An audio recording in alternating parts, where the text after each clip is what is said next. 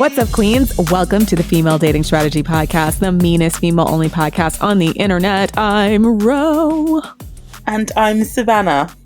So today we have another episode in our listener stories, another slice of life series featuring you, the FDS listener base, to come and tell us your stories about how you took control of your own life, a little bit about the background that you came from, what the Scroats are doing, just things of general interest that help a lot of women who are from backgrounds other than your humble hosts.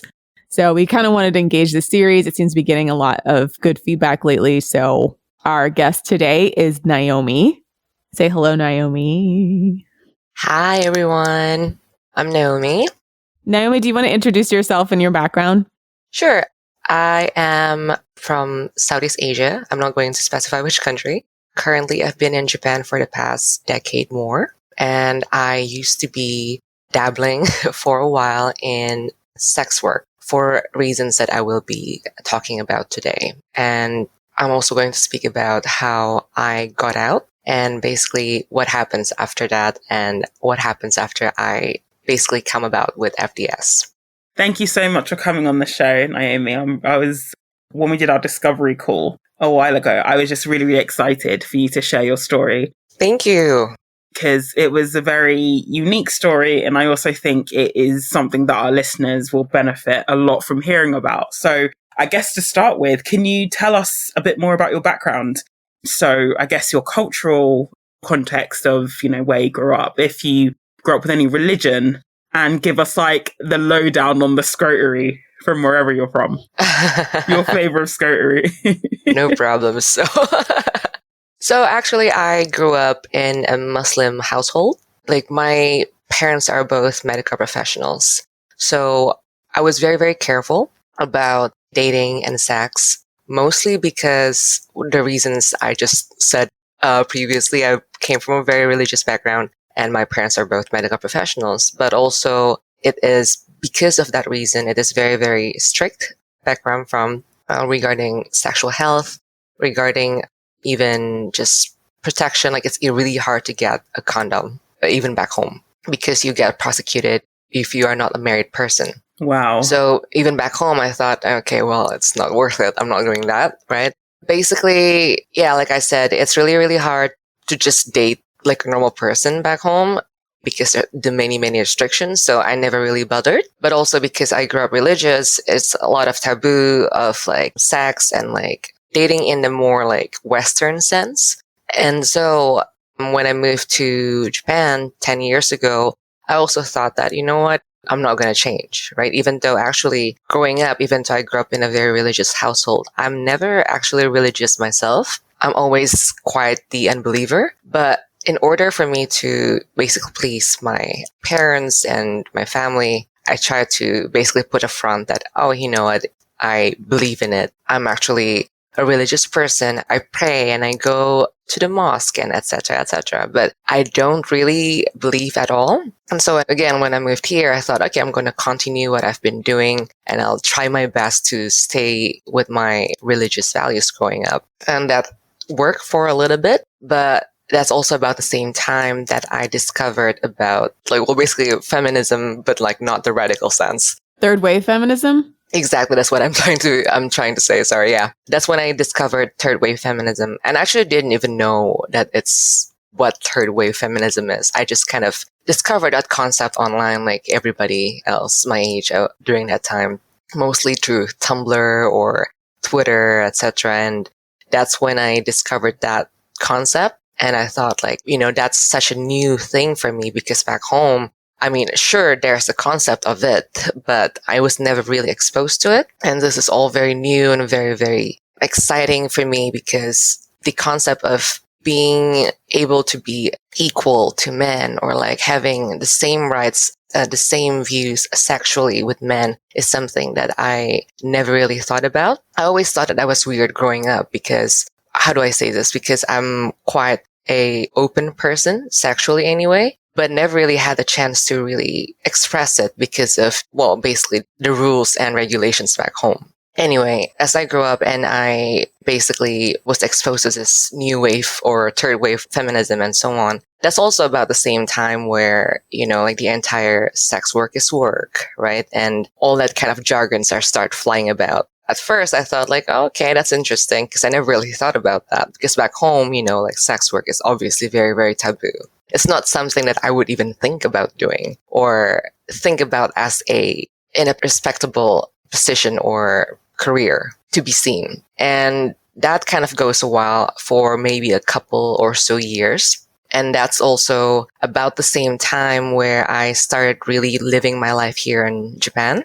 And in Japan, I struggled a lot with, first of all, being suddenly alone on my own. After my entire life, up until my teenage years, I'm always at home. I was very, very sheltered. Suddenly I'm alone in a different country. I can practically do whatever I want. And it was very difficult for me to basically keep myself from not doing stuff that I've always wanted to do. And for a while I succeeded, right? But then come to about maybe 2-3 years after I moved here in Tokyo, I actually but I actually had the need to think about how I would be able to survive here because my father actually got sick. He got really ill and basically all of the income, all of the money that he and my mom sent to me every month basically cut in, I don't know, maybe more than half. Well, I'm not here with a scholarship or anything like that. It was all paid by both of my parents. My dad has the tendency to abuse me financially and would, whenever we have for example, we have an argument or anything of sorts and he doesn't like my tone or he doesn't like what I said and he's like, all right, I'm not going to send you money for a couple months, or he will block me from every platform, which is a bit insane. But this one time he actually got sick and he couldn't send money and my mom has to basically take care of him and pay for his medical needs, etc. And so I was the only person.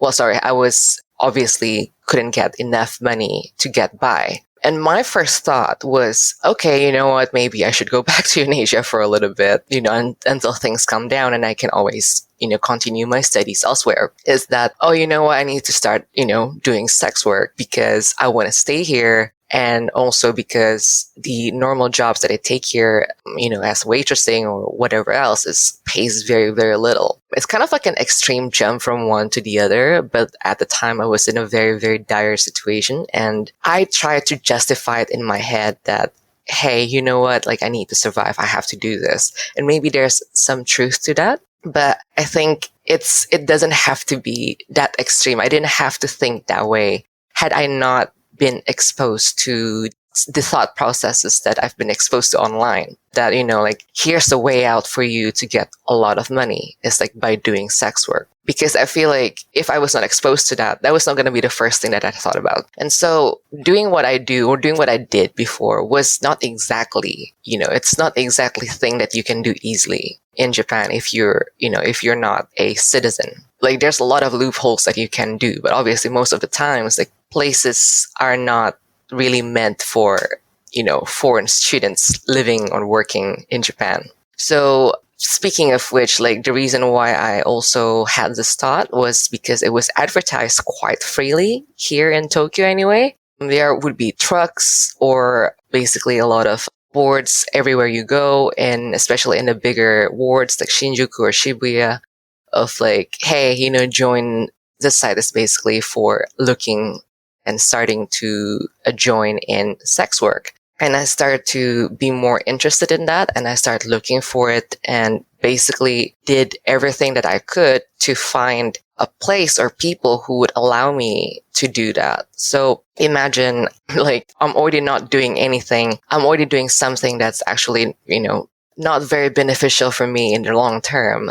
But also I'm looking to do it with people who were willing to bend the law. So it was already as bad as it goes. And mind you, during that time, I never dated my entire life. So for context, I never dated in my home country at all. And I never dated here in Japan as well during that time. very, very inexperienced with men in any form at all. Like the most that I did was talk to them, if anything. And so like the decision to start to, well, dabble in this kind of like sex work is very, very questionable at most, because it makes no sense to do so.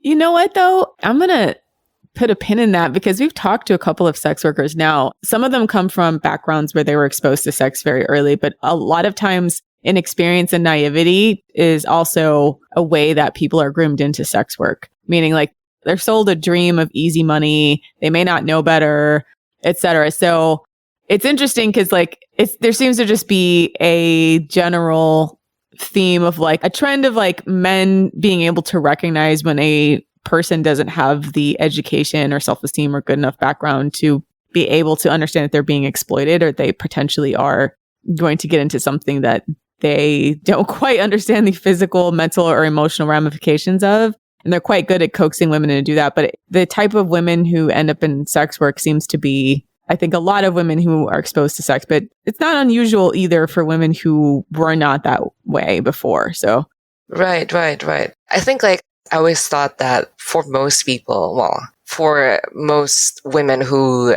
actually, were eventually experienced in sex work, like I thought that they have at least like some sort of exposure of the relationship with men before. And I guess you're right, actually. I think it would be much easier for, men to manipulate us into doing what we did if we actually had no semblance of experience in relationship with men, because there's no benchmark of what's good and what's not good and what's acceptable and what's not acceptable. And that's practically where I was. And again, I was looking for people who are willing to allow me to do that. And during that time, obviously I was also virgin, if that's even a concept.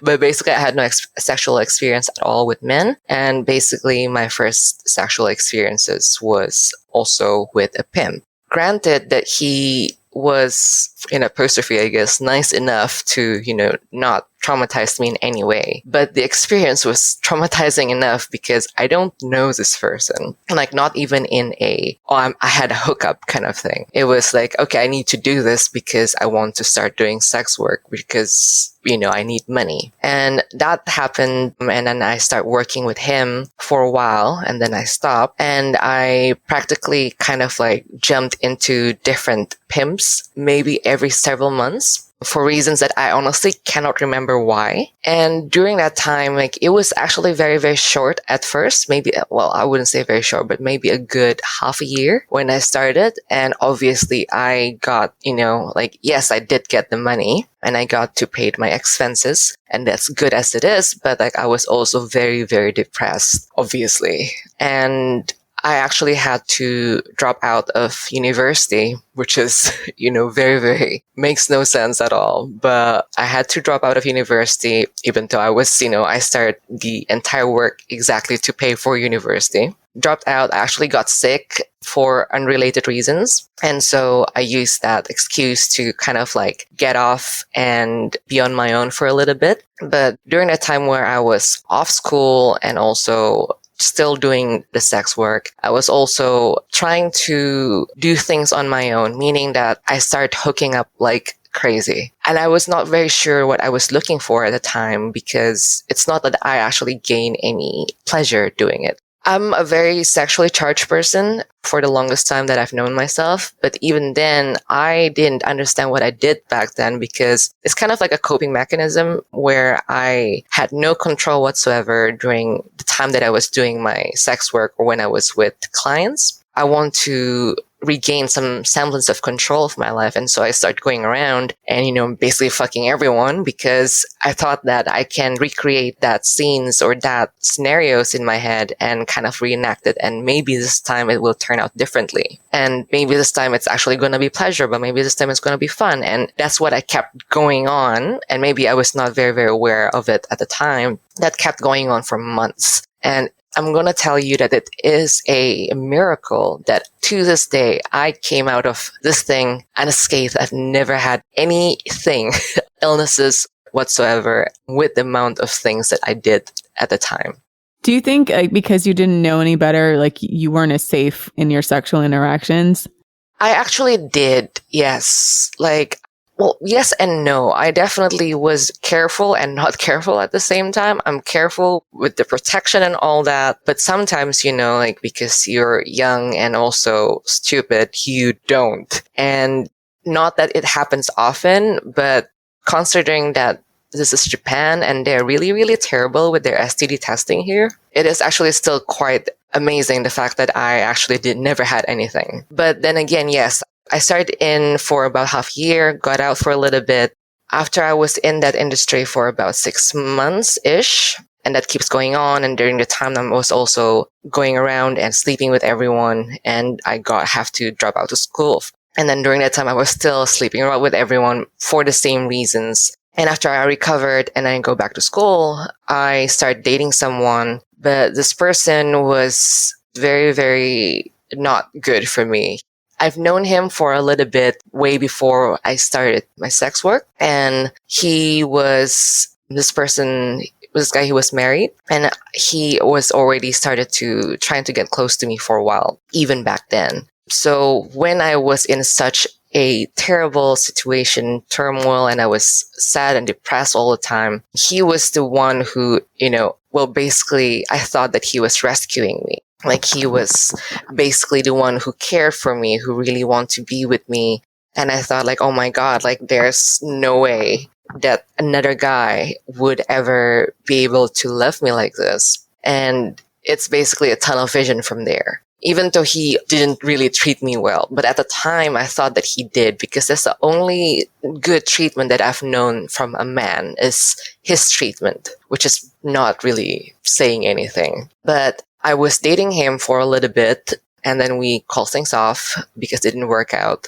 And then from then, I started the sex work again. But this time, it's less working for a pimp. So after that 6 months, and then I dated this guy, and then after we call things off, I started working again. But I started to work in like different things as well. So not just the traditional prostitution sense, but I basically tried everything. Pretty much almost everything under the sun at this point, at least like in Japan. Like in Japan, there are like many genres of sex work. It's not just the prostitution sense. And by the way, here in Japan, prostitution is, I would like to say legal, but you cannot do penetration, legally speaking anyway. So there are a lot of things that you can do. For example, you can have a call girl, call to the hotel or your place or whatever else. And actually, legally speaking, you're not allowed to do any penetration with her. Whether they do or do not, that's obviously a completely different topic. But legally speaking, you're not allowed to. The only place that you're allowed to do penetration is what we call soapland. And that's where basically men goes there and then women just wash their body. It's called soapland for a reason. And you can basically have sex. And that's the only place that you are allowed to do penetration. Other things, like herusu, they call it that. It's called basically health. And that's basically what they call prostitutes. You cannot. And also like massages, etc. Legally speaking, you are not allowed to. You can probably give like a hand job or a blow job at most. But anything else is out of the question. But obviously behind the scenes, these women or these girls, they are also pressured to do so by their clients. And so it's not like they have much choice to begin with if they want to get paid. So there's a lot of coercion, basically, and trafficking going on. Yes, it is a lot of coercion. Yes. I cannot say much of how it works in different countries because obviously I've never been there. But at least in here, it's kind of like optional, but if you don't do it, then you don't get clients, then your pay doesn't go as high as you want it to be, etc. And back then I tried other things as well because why not? Might as well. So I tried, working in more massage places. And that was actually, I'd like to say, very, very traumatizing as well, because even though, I was not expected to do really anything, but the coercion from the clients was so severe. It was actually a very short period, but very, very traumatizing short period of my life. working there due to the immense coercion. And so I stopped working there after maybe 3-4 months. And I start doing something else. I can list the things that I did, but it's going to be too long. But practically speaking, I did the entire hostessing. Well, hostessing is not even, it doesn't really classify as a sexual sex work. Hostessing in Japan is basically where you go to these, we call it here like kyabakura or cabarets actually, but it's not actual cabarets. It's basically just like one of those hostess clubs where you come in as a man and then you come in and you pick all these girls to drink with you, and you basically pay an insane amount of money to do so. And the reason why it is considered sex work here in Japan is because like most of the time, these clients will, in order for you to keep a client to keep coming to your shop, like these hostesses, they practically have to, coax you with like, hey, we can go on a date. We can, you can sleep with me if you come to the shop. Obviously, it doesn't always happen, but that's kind of like the expectation. I've worked in those places as well. Not for a very long time, but I did. And also places like, let's see, like the only thing that I don't do was I don't do anything with actual videotape porn or anything with a, basically videotaping, like no video, I think what they call here, like cam girls. I do not do that at all because I felt like once you do that, it's over. It's going to stay in the internet forever and there's no way back. The things that I did back then, honestly, there's still no way back either, but it is easier for me to get out with my name clean rather than having something left on the internet. And I think that that's the reason why like I was never really into like the entire, like porn or OnlyFans, etc. because I felt like you cannot get out of there. It's just going to stay there forever and it's going to haunt you forever. And I still think so as well to this day. And for a while after I did all that, I started to kind of, in a way, level up and stop doing the entire like small gigs, if you can call it that. And I started to actually join this woman where we are only going for the high paying clienteles. And for a good while, I was earning a lot of money. And that was also the same time that I also had like a sugar daddy or 2 or 3. And yeah, I started to get paid a lot more money. And this is during the time where I actually don't even need the money anymore because my mom and my dad started to be able to to send me money in a okay amount that I can survive off. But because I'm already so too deep into this, and I thought, it's too late for me to basically quit now because I'm so used to it and I'm enjoying the amount of money that I'm earning. Finally, I thought there's no way I want to quit this now. And so I kind of stayed there for a while. Not until I basically got severely assaulted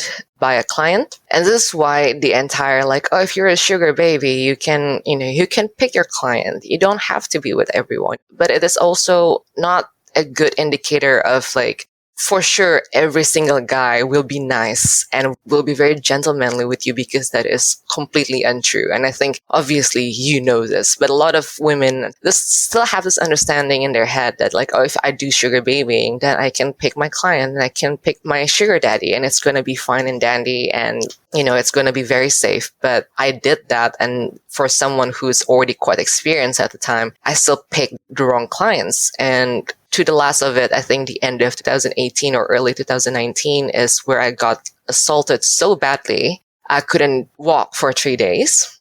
Oh my gosh. Yes, it was terrible. It was really, really terrible. I had tears and bruises and I couldn't talk because my throat was so fucked. And after that, I couldn't do shit for 3 days. And I thought, this is not worth the money anymore. And I cannot keep doing this. I hate myself. I hated myself. I really was not happy at all. During the time that I was earning this amount of money, I was also addicted to plastic surgeries. Oh, wow. Okay. Yes. Yeah. Because growing up, this is for context, growing up, I was never really, a beautiful girl. At least not back home, I was not considered one. And so like when I was already like addicted, I would say, but like I was already very, very keen on like, I need to change myself. I need to change how I look. I need to change everything. I don't want any semblance of my old self growing up. And so when I finally had the funds to do so, I was like, yeah, I'm going to do everything. Well, not everything, but I'm going to do the things that I wanted to do. And I so kept changing how I look. Not that I completely like look completely different than how I used to look like those really plastic looking girls. Not that there's nothing wrong with that, but like that's not where I went to. But still, I was addicted to it. Like it was consuming my day-to-day basis because I really didn't want to look like my old self. And so, like I kept being in the industry because it pays well enough for me to do whatever I want, whenever I want. And I had the ability to also purchase things that I obviously cannot purchase with my allowance. Funnily enough, these are things that I've purchased, like branded bags or clothes. I never actually even get to wear them because I was so afraid that people will notice that why are you a student from, a student living in Tokyo with a bunch of branded bags, all right? Like people will notice that and I don't want that. And so I bought them and I just stashed them away and I never actually get to wear them, which is sad. But yes, with the plastic surgery part, that actually was still going on for a while at the time. And so I was thinking really hard, like, okay, do I really want to quit? But after 3 days of not being able to walk and being in pain, I was like, yeah, this is not worth it. And then I quit. I just quit completely. And it was so difficult after quitting because I don't know anything else in accordance to like relationship with men, right? Like I'm so used to things to be very, very transactional. I'm used to the things that are good, the dining or the wining and dining and the opulence, whatever else. I like that. But also in my head, I'm like, oh, well, this is transactional because I'm here to have sex with this person or with this guy, right? And so when I stopped doing all that and I started to put myself out into the dating scene again, it was extremely difficult because I had no standard in dating. So after I quit, I actually went back to my home country for a little bit for a vacation. And during that time, it's where I kind of like tried to, okay, I need to start dating normally. How do I do that? And I went back to Japan. And during that time, I was also, on all sorts of dating apps like Tinder or a Bumble or OkCupid, whatever else. And mind you, when I was actually fucking around before, I didn't use any dating apps. I mean, I did, but it's actually not the international kind. It's more like the Japanese kind of like dating apps. So it's completely different. And so I started dating or meeting guys, and I got immediately like basically fell in love, basically just fell into guys very, very easily because I had this image in my head like I want to date normally, like a normal girl, right? And whenever a guy gave me like basically treat me kindly or with some semblance of respect, or give me attention or like give me affection, which was huge for me or which is huge for me still. It became like I had no standards at all. I'm like, okay, I'll give you anything. Oh, do you want to sleep with me? Okay. Oh, do you want me to do this? Okay. Everything. No standard at all because I don't know how to date. I know how to pick clients, but that is not the same with dating. And I only realized that after that because I felt like, oh shit, this is actually much harder because, feelings are involved. And I got to, like, my emotions are very, very intense. Like, when I like someone, it was just like, oh my God, I love him. I want to be with him. It was just all so intense. And so when I started when I started seeing this guy, and I think like now when I look back, like, yeah, this guy only wants to fucking hook up, right? Like maybe he liked me enough to talk to me and, basically put me up for dates and all that kind of stuff. But he only liked me for basically just hook up, right? Or just sex. And I didn't realize that because I was already head over heels about this guy. Like, oh my God, he's so kind to me.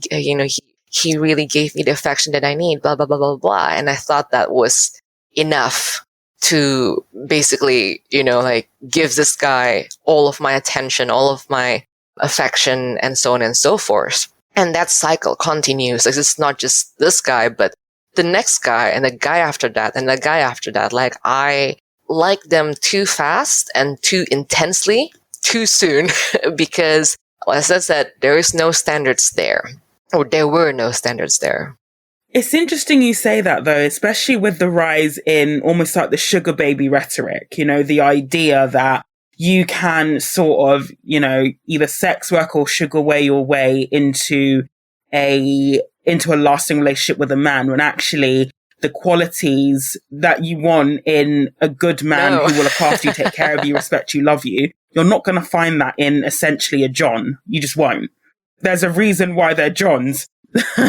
You just won't. And funny you mentioned that, actually, like, just as an intermezzo, one of my sugar daddy at the time, he was an anomaly, I would like to say. Like, we were actually together for maybe a good year. He is practically the nicest John that I've had ever. And I think it has to do with the fact that he was only doing it out of necessity and not because he wants to. Basically, he and his wife separated. And that is actually true. I actually met his wife. They separated, but they don't want to get a divorce for legal reasons. And she was like, he was like, I want to meet someone, but less for sex, but more kind of like as a girlfriend. So we were mostly, yes, we had sex, but it was not mostly that. He needed the emotional support that he doesn't have from like literally anyone, because he's also here kind of alone. He's an expat and he doesn't have any family here in Japan. And, with the situation with his wife was obviously not great. So he needed some kind of emotional support. And so like that's where he looked for, which was really, really weird. But it worked out for me because he treated me so well, like really, really well, actually. But for me, right, like I saw that as a transactional relationship because that's how it started. And even though he was very nice to me and he actually was like, oh my God, like I love you, I fell in love with you. And I'm like, thanks, but why? Because I thought, this is transactional. And I felt really bad saying that because he was actually very, very kind. And I think he did caught feelings. But I already saw the relationship as a transactional relationship, that it was really hard for me to see it as something genuine, even if he did see it that way. And so that kind of like, like I said, like it basically continues with my other relationships post sex work, is that like I had no standards with the normal dating, but also I see these nice, gentlemanly attitudes or treatments from men as being something transactional. Like, I don't see it happening if it's in normal dating. And that's also why when I went out with these guys, I started to like, oh, I have to pay for date as well. Oh yeah, he can go back to my place and I don't ever have to come to his place at all. Oh yeah, we don't have to go to a nice hotel. Oh, we don't have to go to a nice restaurant because I'm used to that in a different context. If it was work, if it was me with my clients, I mean, yes, I expect it to be really nice hotels. I expect it to be really nice restaurants. I expected the gifts, etc., because it was with a client. I expected that. But because it's normal dating, or I thought it was, then I had no expectation. I'm like, it's good enough that you want to be with me despite of my past. Obviously, these guys has no idea about what I did in the past. At least I thought that in my head that, wow, they want to be with me even though I was so like, I was a fucking prostitute. Oh my God, they're so nice. Oh my God, they're so kind, blah, blah, blah, and so on and so forth. And this kind of no standard dating goes on for a good 3 years or so, I think. And it was very, very painful and difficult because I didn't know what I did wrong. Like, what was wrong with me that I never got to really date a guy who wants me genuinely for me. And I always thought like, oh, it's because I'm too sexual. And it makes no sense because like, isn't that what you want? And then also, oh, it's because I always thought that I'm a side chick material, right? Like, because I'm used to that. I'm used to being with married men. And even when I was fucking around, it's always with married men. And that's what I'm used to. And so that's a concept that I had in my head, that because I did that and because I only experienced that, that's all that I deserve, which is untrue. But it took me such a long time to get to the point of like, yeah, fuck this. And that actually was a couple years ago when I was dating my ex-boyfriend. So with my ex-boyfriend, bless his heart, we met and he actually was dating someone at the time, and he was dating this lady for, I'm going to say, more than 5 years already. And at the time I was like, why? More than 5 years? You should have married her already. But even then, at the time, I was still dating around with no purpose. I was still hooking up left and right because, again, no purpose, and I don't know what I want. And I keep on repeating the same mistakes of dating because I thought that by having sex with a guy, I can connect with him emotionally because that's how I am. And I also thought that applies to men as well. And so I met him maybe mid 2020. We started dating. Obviously, I knew that he had a girlfriend at the time, but I didn't care because I thought like, well, this is how it has always been, and there's no difference to me. So whatever. But also I thought it's good that he has a girlfriend because then I know how it would end. It's not that it's going to end because he found another girl or that he doesn't want to be with me anymore. It's because he has a girlfriend and he has to go back to her eventually. So I kept dating him. Sometimes when we talk about women who agree to be the side chick, it's often thought of that they have pick-me-itis, I suppose. But in some ways, it's a way to avoid having to deal with emotional intimacy by having a guy who's not available to you, right? Yes. Yeah. Correct. Yeah. I think, well, for me anyway, that's the main reason. It's definitely to avoid the entire we have to break up drama. Like, as in, I can predict already, like, oh, like if we have to break up eventually, it's probably because he has to go back to his wife, or probably because he has to go back to his girlfriend, etc. And it is way less painful for me that way because I am severely afraid of abandonment. And so that's my way to control how things would go.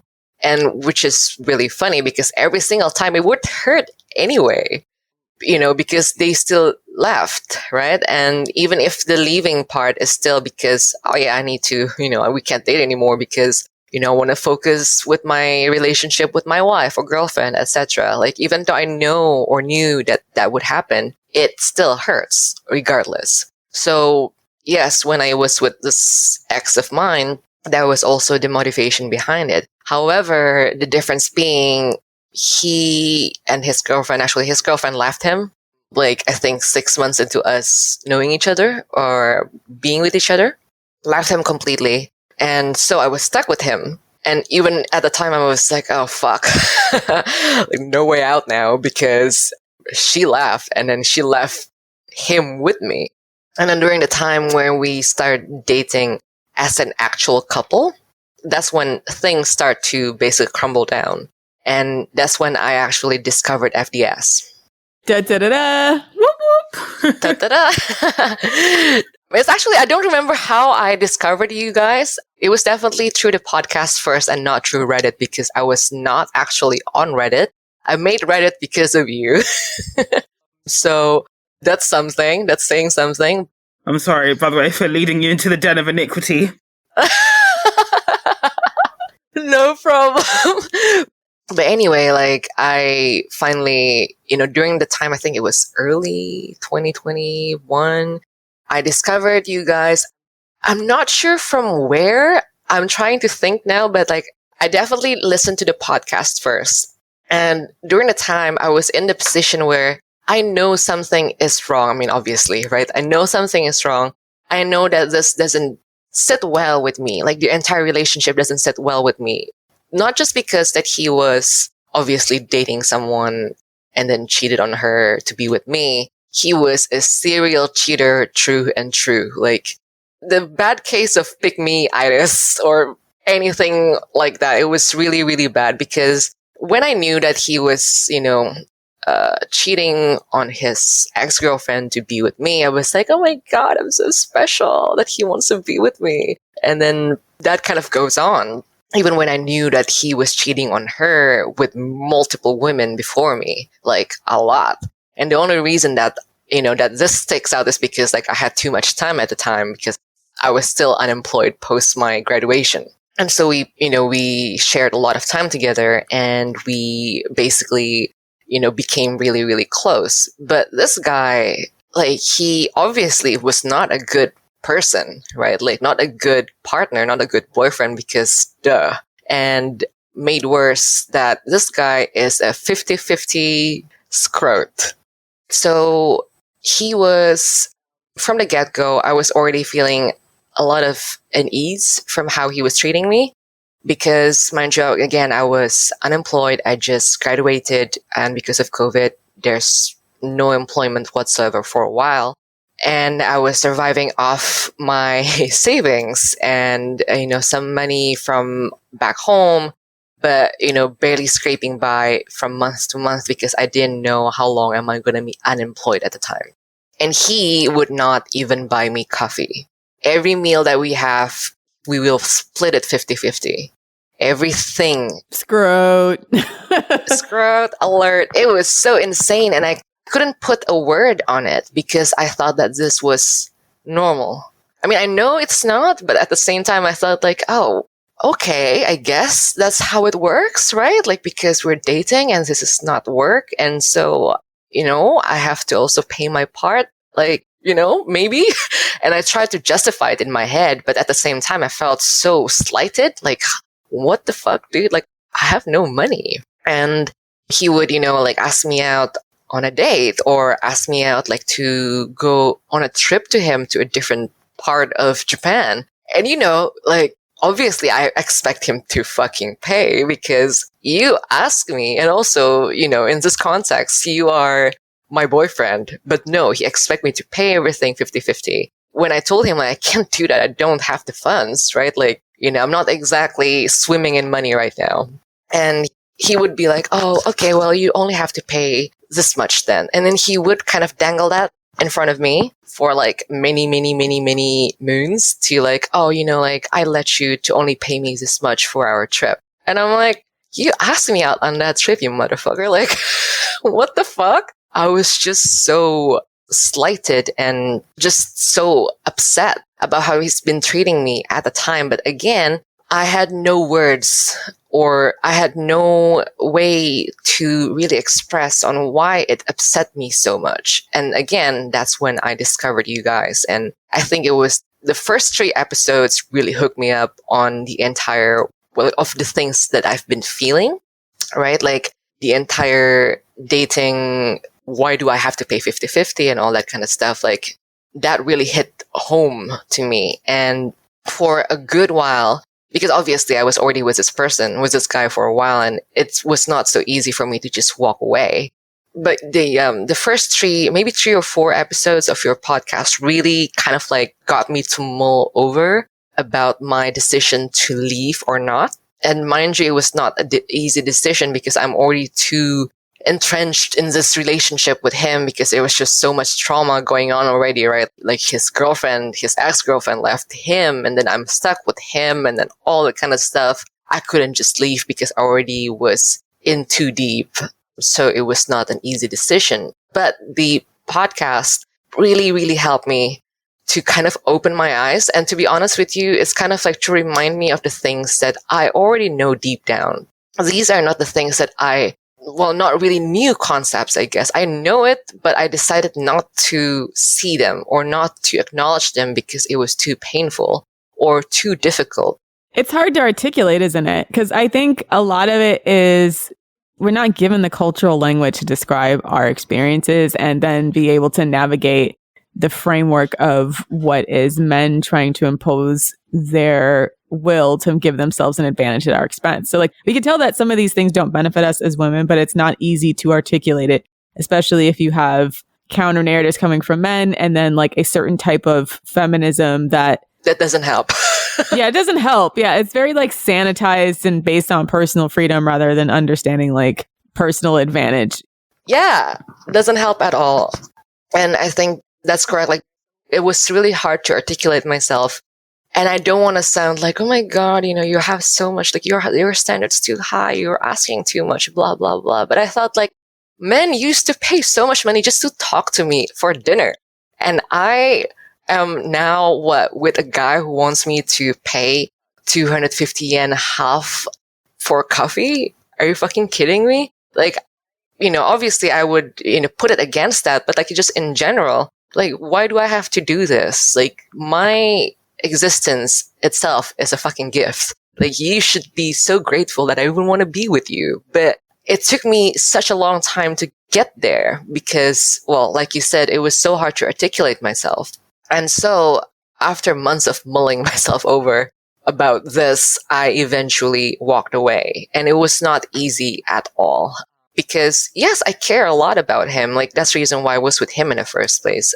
And I think like any breakups in general, it's not an easy thing to do. And so we broke up and then we kind of got back together for like months and it obviously didn't work out. And then we finally like just broke it off for good.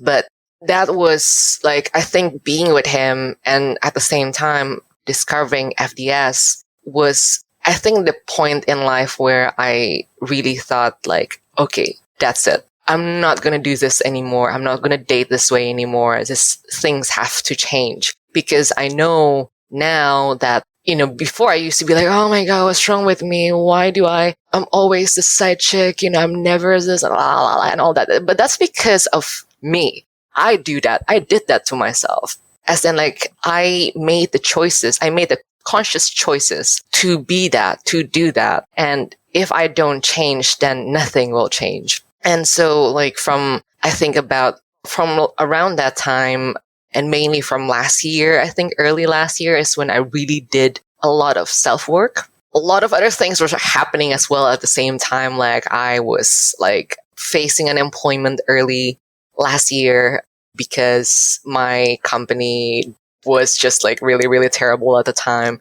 And I have to go back home for a bit and so on and so forth. But during that time, I was really thinking on how I can level up in different ways, different parts of my life, the things that I can control. And for example, like really bad, but like, for example, of how I dress or how I talk, how I basically show myself to people. Because I always thought that how I look or how I dress will definitely impact how I feel as well. And for the longest time when I was with my ex-boyfriend, I actually stopped dressing and looking good because he would always be like, oh, like, why do you need to dress? Why do you need to dress up? Why do you need to look like good like that? Who are you meeting? Etc., etc., etc. And so like I stopped putting any effort on how I look, like completely, and just starting to like look like a bum for 24/7 when I was with him. And then when I was out, I was like, I'm done doing this. I want to level up. I want to look good. I want to have a good job. I want to date someone who actually is good for me, appreciates me, loves me, and takes care of me. Well, from early on, I started to do a lot of work towards that goal. And it's been a very, very slow process. But now I'm working a very good job. I would like to say so myself. I'm in a very, very stable relationship right now with someone who is amazing. And I actually met him during my level up journey last year. And I feel like it's a reflection of if I put the work on myself, then someone who is worthy of that will see that. Because before, like I felt that I kept being in these terrible relationships with men who only treat me like meat, basically, or like fucking side chick or whatever. It was partly because I allowed them to do so. My lack of boundaries and my lack of standards basically let me be in that position in the first place.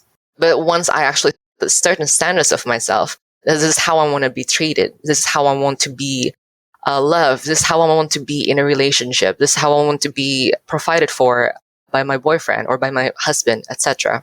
Then these guys who used to be so attractive to me because reasons just stop being attractive at all because they don't do that for me. They never did and they won't. And so I don't see the attraction anymore. towards these men who used to treat me like shit.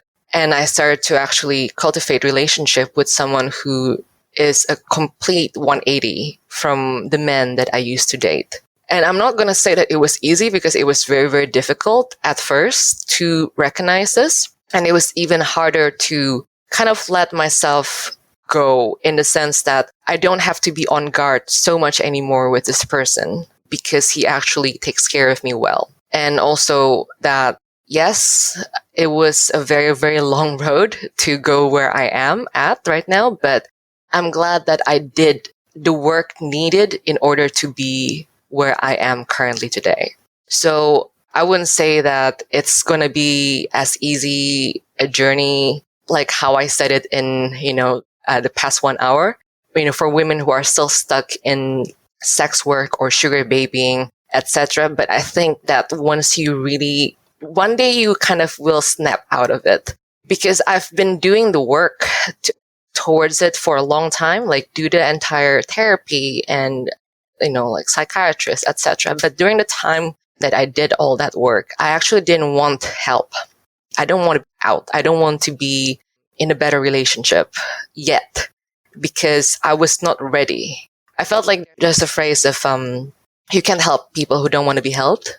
And that's actually applies to me during that time. Like, because all of my friends knew what I was doing, or the things that I was doing, how I dated, etc. And they could tell me, oh, Naomi, you can do this, you can do that. You should not do this, or you should not do that. And I may agree with them, but I don't do it, or I don't do the work, because I am not ready and I don't want to be helped. I didn't want to be helped at all. But I think that to a certain degree, I would say at some point, it will be something that kind of like opens up your eyes to how bad things are. And I think that's, again, how it was with me when I quit sex work. And the second time was when I was with my ex, and then I discovered FDS. And I think those two moments, or those two events, are what really got me to the point of where I am right now. Wow. So thank you for your story. What a journey. It is a journey. It's been very long. I'm going to say I'm still a work in progress, but very, very happy I would like to say of where I am right now. I'm very, very proud of the changes that I've made to myself. I'm not going to say that like I am, oh my God, so much better right now, blah, but I have to say that I'm actually quite happy. I'm in the very good place right now. Can always be better, but improvement, etc. But in comparison to back then, I'm in a quite good position, I have to say. Definitely sounds like it. Well, we're proud of you. I mean, anytime we hear a story of women who have come from circumstances that just seem, like almost impossible to wrap your head around if you haven't been there yourself. Yeah. And to see that even in our little corner of the world that we're actually helping people and influencing people. Yeah. I'm so thankful for you guys, because seriously, like discovering FDS was like the point where it's like, oh, fuck, I need to get out. Doesn't it make sense though? Right? Once you heard, it's just, I feel like they don't want us to talk about stuff like this, and they don't want us to actually put two and two together, because yeah, I feel similarly. Like when you start to hear it, you're like, wait a minute, how come no one's ever said this before? Right? Yes. It's like, I remember like I was listening to you guys at the gym, and I was like, oh my God, I need to get the fuck out of here. Like, what am I doing? How do I get out? What am I doing? There's times when I listen to episodes and I'm like, man, I'm cringing at myself at some of my past behavior. So it seriously felt like that. Like, it's like a third eye was opened, is how I would say it. What's really funny is because that you were saying the things that, again, like I said, it's not new. Like, these are the things that women, I think, inherently know deep down in their minds, but again, has no way to articulate it. But yeah, when I listened to the first episodes, I was like, oh my God, what I've been doing. Like, I need to get the fuck out of here. But I'm so glad that I did. So yes, it's like a lot of it is a thank to you girls. Like, you've been amazing. You've been a very huge part of my level up journey. And yeah, I would like to say thank you. Seriously, it's been an honor to be able to talk to you. Thank you. Thank you. But yes, I would like to say, last time that it would be great if my story can help anybody who listens from any part of the world, that it can get better. And seriously, get out. It is not worth it. The amount of money was maybe great, or the validation from men was probably great for a moment, but for the long term, you can always choose yourself. I hear you. And it's going to be fine. And on that note, that's our show. Check us out on Twitter at fem.strat, or check us out on Patreon, patreon.com/the female dating strategy for weekly bonus content and our Discord. And follow us on Instagram at _the female dating strategy or on our website, thefemaledatingstrategy.com, and discuss this episode on the forum. Thanks for listening, Queens. And for all you Johns out there, we hope you get scammed out of all your money and you die alone and die mad. See y'all next week. Bye.